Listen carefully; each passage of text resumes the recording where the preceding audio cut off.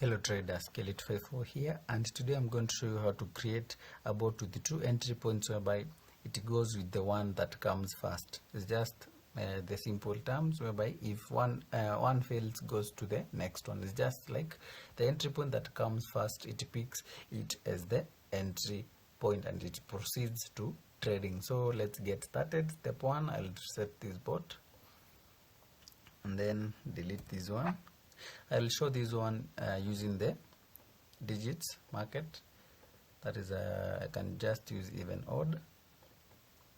Then I'll create the variables. I'll call it one, the first entry point, that is entry point 1, and then entry point 2.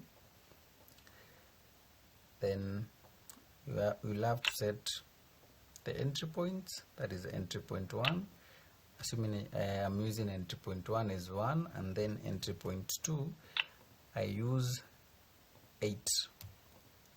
Then I'll move forward to creating a loop, then head over to loops, then go to time, then maths, pick this block right here, 10 seconds, I'll let it run after 1 second, that is a delay of 1 second. So I go to logic and then pick this block, attach it right here, and then logic again, pick this block. So go to variables. I'll go over to logic and pick this block, then attach this one here.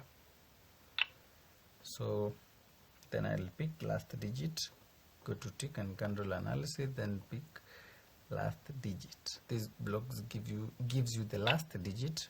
So if the last digit is equals to entry point 1,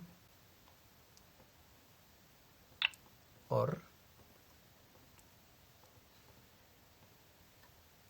last digit is equals to entry point 2, then we need it to break out of these loops, of this loop.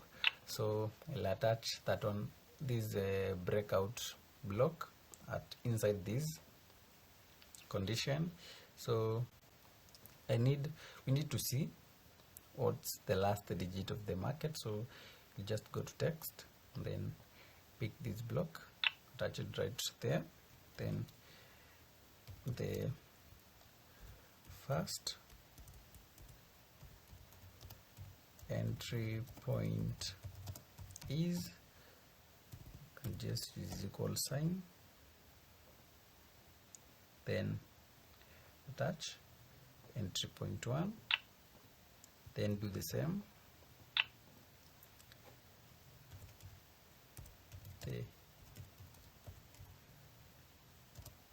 The second entry point is equals, then attach the second entry point right below it. Then we need to see the last digit so that we know if we do like a follow-up of like if the bot is obeying your logic. So the last digit is,